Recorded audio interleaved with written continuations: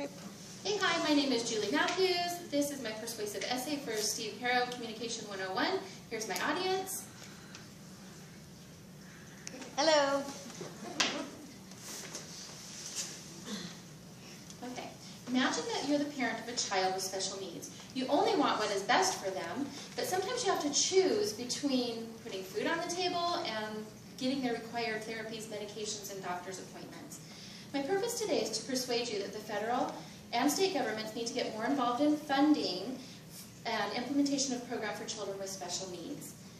This speech will cover the need for governments to help out the school district in being able to require these programs for children with special needs that have IEPs, maybe 504 plans, that type of thing. And we'll talk a little bit about what those things are. I'll also discuss how we can go about solving the problem and also keeping on a budget so that we're not kind of asking for a lot of money and that's it. So why are treatments and therapies for children with special needs a problem we're solving? Why is it a problem we're solving? Children with special needs need a good education so that they can become productive adults and be able to be productive in normal society. Schools providing therapy would also allow children to stay in the public school system instead of their parents reaching out for other places such as charter schools, private schools, and even homeschooling, which is a lot of what parents with special needs kids are doing right now.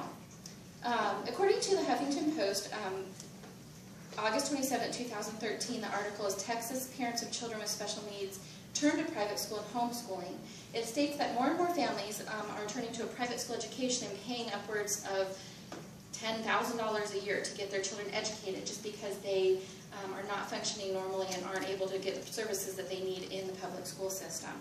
A lot of families are paying outrageous amounts for their children's schooling, and they are homeschooling them if they can't afford those, which is another problem in and of itself in some families because parents aren't generally trained to be teachers, and so in their homeschooling, these kids really need to be out and being social and learning social skills so that they can be productive adults.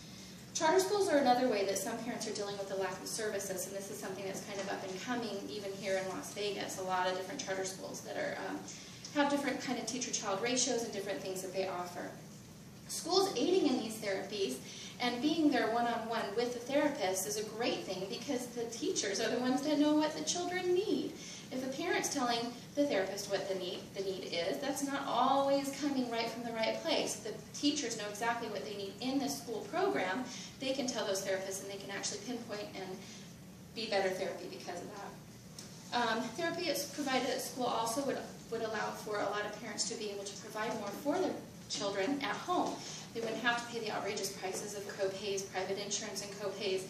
If they don't qualify for Medicaid programs, a lot of parents are paying a lot out to get these occupational therapies and physical therapies for their kids.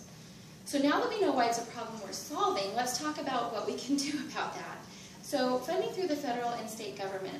We all know this is a really touchy issue right now because education tends to get cut back all the time.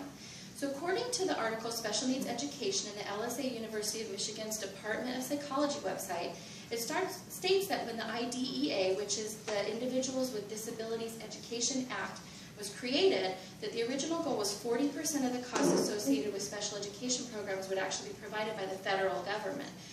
What has happened in reality is that only 18% is covered, and the rest of it is supposed to be covered by the state. The state doesn't have enough money, therefore the programs go uncovered, and the children don't get the therapies and things that they need. According to Facts for Families by the American Academy of Child and Adolescent Psychiatry, there are already laws in place that make it mandatory for the government to supply some children with therapies and things for their disabilities. Part of this is the IDEA Act. Some of it's Section 504 and some of it's the IEP. 504 is an accommodation plan, and the American Disabilities Act is also something that it goes on with the IEP, which is an individualized educational program for individualized students. The budget allotted is not sufficient for the needs of all the children, and only those with severe problems tend to get any services at all. Those children that tend to need some services but not major services or don't have bad behavior problems don't tend to really get these services at all. They just kind of say, well, they're doing all right, we'll just keep on going.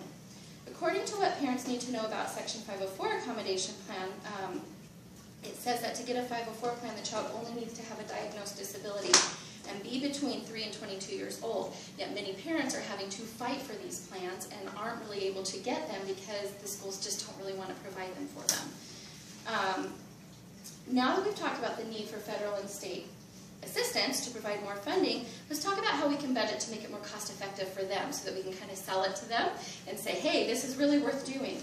So according to the special needs education article that I mentioned before, the department, it states that if more of the teachers were trained in special education, then more of those children could actually stay in the inclusive classrooms, which would end up not costing the government as much at all, because these teachers would be trained to deal with those. The children would be in with typical peers, and it would all around work a lot better. So if the teachers were required or were given training to be able to be trained on these things, then they could stay in their classrooms. It wouldn't cost the extra money of having a special ed classroom and that sort of thing. They should be well educated and trained. In the school systems, they would make special education a requirement for licensure. They could be more available to children and placed in those inclusive programs.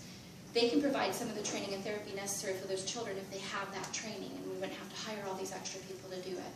So in conclusion, by having federal and state government participate in the funding of special education programs to further educate the teachers, the children will get a far better education in the long run and be more productive members of society and help us all out in the end.